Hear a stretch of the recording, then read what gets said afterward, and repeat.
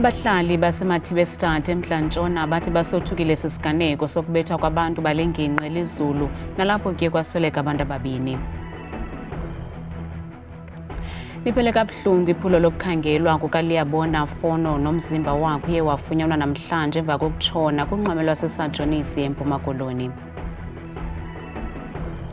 Ngokuhlwanje ngentsimbi yethoba iBafana Bafana iqobisana neCameroon kumdlalo ojongwe ngabomvu ngabalandeli bebhola elikhulu.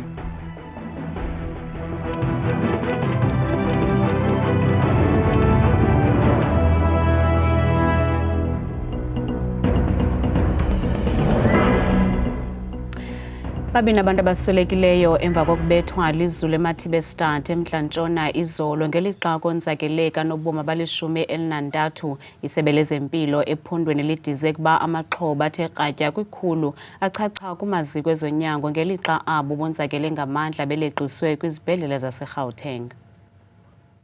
Ukoketso Shikwambano beneminyaka engama-27 kwakunye noKinosi Mashishi bonganyelwe kukufa emva kokubethwa lizulu kumnyhadala iMphebathu Troop Festival eMntla-Ntshona izolo. Usapho lukaKoketso luvakalise ukuxheleka emphefumlweni ngokusweleka kwakhe. Very difficult for us, especially my mother. I know she's trying to be strong. My brother as well. They lived with her. I knew her. She was I can say, well-behaved child. She was not a problem child. But God forbid it happened. Xeshikweni usapho lukaKinosi lusithi ukuhamba kwalo titshala obeneminyaka engama-35 kushiye umsantsa kweli khaya.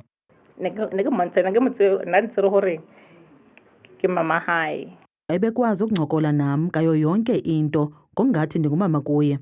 Ebengafuni nokuthi sisi, ebendibiza nkele. Sizamkhumbula ngezinto ezininzi.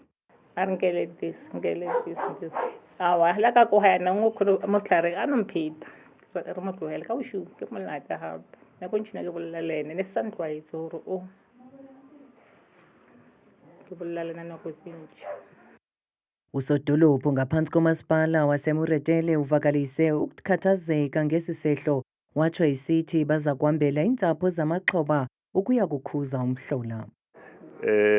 Really is hard feeling. Tomorrow I'll be joined by the Premier of this province. He will be here around 11 and will also visit the families. Ngelixa umbutho iSouth African Weather Services ulumkise ngeendudumo eziqeqezayo kwanemibane eGauteng eMpumalanga nakwiindawo ezithile eMntla-Ntshona. Liphele kabuhlungu iphulo lokukhangelwa kwenkwenkwane eneminyaka eli-12 kunqweme lwaseSajonisi eMpuma Koloni. Umzimba kaLiyabona Fono ufunyenwe namhlanje ngabahlanguli kwaye ukusweleka kukaLiyabona kwenza inkxalabo ngokhuseleko lwamanqweme kweli phondo. Lusothukile uluntu lwaseSajonisi emva kokuba kufunyenwe umzimba wenkwenkwana eneminyaka eli-12. uLiyabona utshone emanzini ngethuba yokuzonwabisa kunye namalungu osapho lwakhe. It is a big concern, reason because he was swimming with other kids and not even a single one saw him struggling on drowning. So that shocked us a big time. In the way that even the second drowning, it happened the same way as the first one. As there were a lot of kids swimming right there, even the locals, no one have noticed that one is drowning. In extent that we only just received from the parents later when they are about to go home that one of their child is missing. Umasipala wasePort St Johns uqinisekise uluntu ngelithi amanqweme akhuselekile. We are 100% sure that everybody that is coming to the beaches of Port St Johns is safe, 100% safe. As you can see, we've closed this site that is causing the problems. We've closed it, and so that the focus must be on this site, so that everybody must be 100% safe. You can see there are jet skis that now and again they go to the sea, so that at least there must be no one that is going beyond the bathing space in the beach, so as to ensure their safety. Usapho lumchaze uLiyabona njengomntwana obekrelekrele. Umntwana obekrelekrele kakhulu okokuqala uLiyabona. Kangangento yokokuba into yoba walahleka. Abantu abaninzi abamaziyo bakanga bayamkele into yoba abe ulahlekile. Kuba benalento ithi akananto angayaziyo. Kangangendlela intelligent ngayo. Okuzakuthi ngoku ngabantwana abathandathu abathe babhubha kumanxweme wephondo leMpuma Koloni. Sithi sitsala nzima ukufumana uncedo intsapho nezonakalelwe zizindlu zazo ngenxa yemozulu embi phambi kosuku lweChristmas eCobesville eMgungundlovu KwaZulu-Natal. Zizindlu ezingaphaya kwe10 ezithe zonakala. Kungoku nje abahlali baxeka urhulumente noceba walengingqi ngokunganikwa izindlu ezikumgangatho phezulu. Abahlali baseCobesville baphila phantsi kwemeko exhamlisayo kulandela ukonakalelwa kwezindlu zabo nezabethwa sisaqhwithi ngoDisemba ngomhla wama-28. Abahlali bathi abanazo izixhobo okanye imali yokwakha kwakhona. Lezi zindlu esihlala kuzo lezi ama-chocolate house ziyaphela nje kakhulukazi sikhuluma nje mekuthiwa qhamuka imvula elandelayo asinalo ithemba lokuthi mewufika nje imvula sesiyazi ukuthi kodwa uNkulunkulu wami nabo umzima sesibhekene nabo ufuna sibhekane nabo umzima leso sikhathi. Ngangisemncane leso sikhathi kubhaliswe izindlu sekubhaliswe now and then mengena ikhansela liyasibhalisa izindlu njalo mengena ikhansela after 5 years sibhaliswe izindlu hase kukangaki kodwa at the end singazitholi lezo zindlu more than 30 years now. Abahlali bathi ngelixa belindele ukwakhelwa izindlu esemgangathweni ngaphesheya kwendlela urhulumente wokhela amajoni izindlu. Njengoba ubona ku-Greaton Road zingcenga leza zindlu lezi ezingafani nezinye. Hayi saqakeka sitshela ukuthi asesiyakhelwe izindlu. Kuthiwa sekusuka kwathiwa izindlu akusona ezithe zamasosha. Abanye abahlali bathi inkqubo yokuhlaliswa koluntu inobuqhophololo. Inkinga esinazo la kaMeseni sinenkinga yezindlu. Into abasenzela yona bavele basakhela lama-toilet anukayo. Emva kwalokho lama-toilet lawa ayanuka. Inkinga zezindlu, izindlu zalana ezakhiwe lezi egcwele umhlaba wonke la lezi engaphandle nangaphakathi. Kungena abantu kuthiwa idayiswa ikhansela ngo-7,000. Isebe lozokuhlaliswa koluntu lithi liqaphele ukuba bakhona abanye abantu abakuluhlu nabangakanikwa izindlu. We are obviously aware that there are many more other communities that are still in the waiting list. There are currently housing projects in the area, more than 3,000 to 5,000 houses that are under construction, the projects that are actually under construction. If we look at the projects, about 6 projects that are in this Ward 29, one project which obviously we are looking at speeding up the construction. It will be completed in the next few months, looking at about more than 500 houses, and we are very confident that we are going to accommodate some of the residents. Isebe lithi iprojekthi yokuqala yokwakhiwa ngokutsha kwezindlu iza kuqokonjelwa phambi kokuba kufike inyanga kaJuni. Abantu bangena ngobuninzi kweli besebenzisa umda iBeitbridge. Uninzi lwabo lubuya kwiholide zehlobo emva kokuchitha ixesha neentsapho zabo eZimbabwe. Kunye abantu elijengene nemida yeli lithi abazokunyamezelwa kwaphela obhulela ecaleni kwaye libongoza abantu kuba bawaphathe onke amaxwebhu abo xa beza kunqumla kuloo mda kwaye liqikelelwa ngaphaya kwe-22,000 inani labantu abasele behloliwe eBeitbridge ukususela izolo. Nanjengoko zifikelele esiphelweni iholide zehlobo, uninzi lwabemi baseZimbabwe sele bebuyela kweli loMzantsi Afrika. Oku nokudala ukonyuka kwenani labahambi kumda weli iBeitbridge. Kodwa noxa kunjalo, abasemagunyeni kweli baqinisekisa inkqubela nocwangco kuloo mda. Today is the first peak in terms of the return leg, and we are expecting the second peak to be next weekend and the third peak to be that other weekend, and that is basically how our projection look. But otherwise we are very much ready to be able to deal with the various people as they come through here in the port. Ukanti ojongene nezothutho kule mida umnumzana Lwazi Mboyi uqinisekisile ukuba zonke izithuthi ziyahlolwa ngaphambi kokungena endleleni uqinisekisa ukhuseleko kubahambi. I think our presence in this space this weekend is also about ensuring that the vehicles that are coming back from holidays that are crossing are respecting the rules of our roads. ukanti abo basebenzisa lo mda ukuphuma nokungena kweli baphefumle benjenje. With my journey, I'm happy. The only thing is the border where we are so congested. There's no control. There's no directives how to move from this side to this side. I don't know why. Most of the people here, some of the elderly people, they've got some chronic diseases. There's no food here. There's nothing to. There's toilet is very few here. So this is going to be a health hazard. I think the immigration and the BMA and the police officers, they are working very well to control the queues. And all things are in order, and we are happy for the officers who are deployed here in the border of South African border, port of entry in Beitbridge. They are doing very well. Isebe lezokhenketho kwimidayeli likwalumkise abahambi ngokuphatha iintlobo zokutya ezingamkelekanga kweli phantsi kwelinge lokhuseleko kuluntu. Umbutho ANC uza kusingatha umsitho wokufinca iminyaka elikhulu ne-14 nalapho umongameli walo mbutho umnumzana Cyril Ramaphosa eza kwenza intetho ephambili kwibala iMoruleng eMntla-Ntshona kule veki izayo ngomgqibelo. Kule ntetho kulindeleke ukuba uRamaphosa athi thaca izicwangciso zalo mbutho zezopolitiko kuquka nemiba ephambili lo mbutho ezagxila kuwo kulo nyaka. Eli iza kuba linyathelo lalo mbutho lokuzama ukubuyisa isidima salo emva kokuphulukana nevoti kunyulo likazwelonke nelamaphondo nobelusingathwe ngo-2024.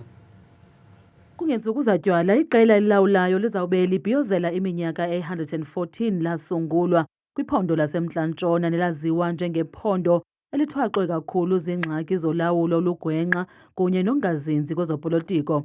Umbuzo ngoku ngokuba lo mbutho uza kubaxelela ntoni abantu beli phondo ngokuthathela ingqalelo ubume bephondo.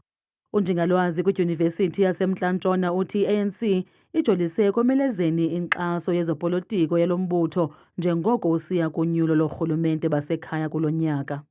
What we notice is that there are still a few ANC strongholds, if you may call it that, in the country. So Northwest is one of them, and you also have Limpopo and the Eastern Cape. So at least that is where they still have some hope to sort of consolidate themselves and maintain the political support. Upharho uthi nangona lo mbutho useluphawu olunamandla kweli kodwa uphoxwa ngabo banikwa uxanduva lokukhokhela. I don't really see any strong strategy that is going to come out of the ANC because it is a house on fire and it is really unable to administer its own affairs. Ngokwengxelo evela kwiKhomishini yamalungelo oluntu, ngomasipala abali-18 kwabali-19 ababandakanyeka kwizenzo zolwaphulo-mthetho olugqithisileyo ngokuphathelene neenkonzo ezisiseko zoluntu. Ingcaphephe kwezolawulo ithi oku kubonisa ukunqongophala kolawulo. Local government is completely different to national elections in that it is that sphere of government closest to the people. So the January 8th statement will be loaded with local government rhetoric that will be followed by the State of the Nation address in February, where that sets the tone. So the ANC over the years has been very, very good at making promises. I think it's at that space of breaking those promises. Intetho yeJanuary 8th iza kwenziwa ngumongameli weli uCyril Ramaphosa kwibala lemidlalo eMoruleng ngomhla we-10 kule imiyo kwiphondo laseMntla-Ntshona. Indaba ezimnandi kubaqhubi zezokuba ixabiso lepetrol liza kwehla ngemali phakathi kwe-62 cents ne-66 cents ilitha, ze idizil yehle nge-R1.37 ukuya kwi-R1.50 cents ukususela ngolwesithathu wale veki siza kungena kuyo. Mongameli waseVenezuela uNicolas Maduro uza kuvela kwinkundla yaseNew York nalapha aza kujongana namatyala aphathelene nolwaphulo-mthetho okurhweba ngeziyobisi. Okuze emva kokunqakulwa kukaMaduro izolo lilizwe laseMelika, Mongameli Donald Trump ubhengeze ukuba ilizwe laseVenezuela liza kuba phantsi kolawulo lwakhe de kubekho inguqu ebonakalayo. Ukanti ngomso kulindeleke ihlala intlanganiso yebhunga lokhuselo kwizizwe ezimanyeneyo ngelokushukuxa elinyathelo likaTrump.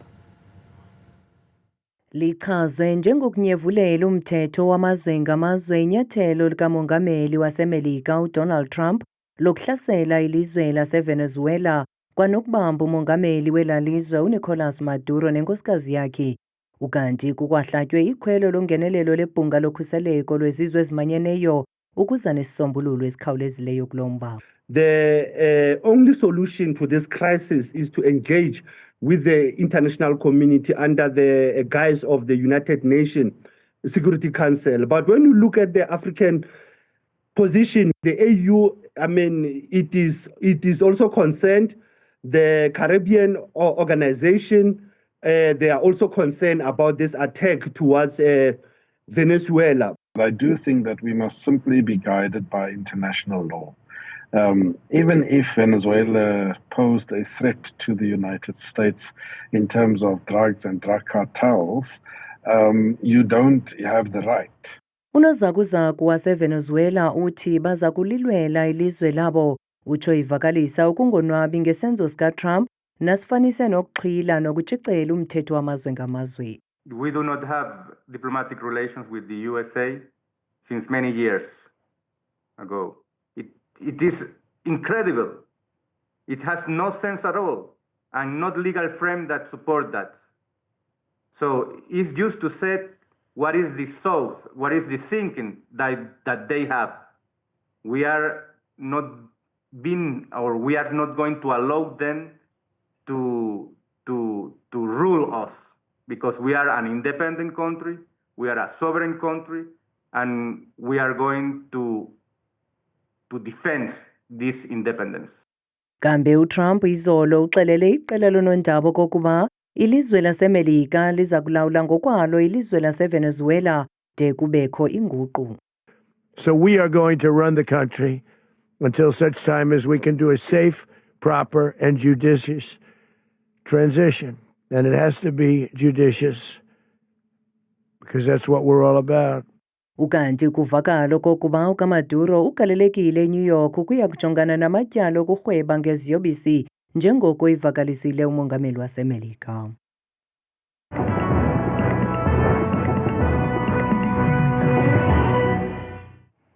Kakhulu ke mamqwathi noncuthu ezindabeni ndiyakubulisa mbukele ekhaya ndikwamkeleke kwidesika yam yeMuslim nabethuna ngegama ke ndikuthabile ndiyinzwakazi yasebathenjini mvanje ngokubanzi masijongeni ke nansi kaloku iMuslim umfanekiso wokuqala kuphawula kakhulu iziganeko zokubhudla komoya nemvula nje kuMzantsi Afrika ngokuqathwa uqaphela mbukele kuba noko kuyanetha kumbini indawo ezininzi phaya kuMazantsi wephondo laseFree State phaya kaloku koFixburg futhi naseVelcom kuncam futhi zezomvula xhexwa nazindudumo yonke lantsasa ngenxa ka16 degrees ngomsekuseni futhi kanti ke bavale basokusuku ngomsemva kwedinala beluvala ke ko29 degrees amaqondo wakhumbukeli wami phansi ke naphezulu sivuleke ephondo lokuqala eliphalona ephondweni lasempuma koloni ngamandla ke kwincam nombindi walo futhi ngamandla ke kuphela ke kwintshona yalamandla kokala dokho phaya ekseni futhi ziziganeko zezomvula nezikhashwa zindudumo kakhulu phaya ekseni bevuswa nguye kaloku ke la 13 degrees kanti ke imozulu futhi ke kwiphondo laphaya eFreystata ngamandla ke kumazantsi nentshona yelaphondo phako Bloemfontein kwasekuseni futhi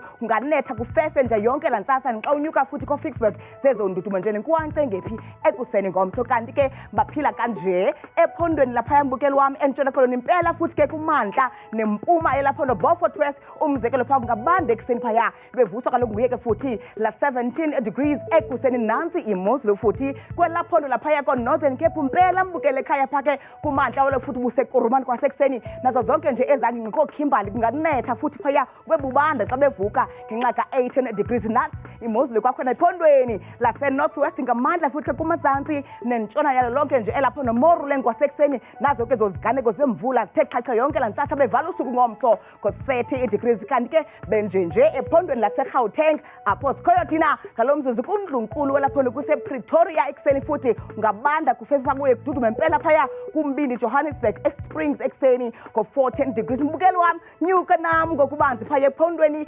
laseLimpopo ngamandla ke futhi kumazantsi nempuma yelapho noPhalaburo kwasekuseni futhi lonkwancenge ngephi ka20 degrees napha kwintshona futhi koThabazimbi ungaletha yonke nje lanhlasa sehle njalo ngokubanzi buzinze phaya empumalanga futhi ke koMiddleburg ekseni ko13 degrees nakumantla wephondo Sikhukhuza kwasekuseni futhi inkwantra neziganeko zemvula zithe qa ko20 degrees vuma ke divale ndisoke imozulu phaya ephondweni laKwaZulu Natal ngamandla ke kumazantsi welapho noKokstad kwasekuseni futhi nazo kaloku ezoziganeko futhi zezomvula zikhatshwa zindudumo ko11 degrees napha koPietermaritzburg ekseni futhi kuyanetha mna Dictator Gagaga, Salim Yoli.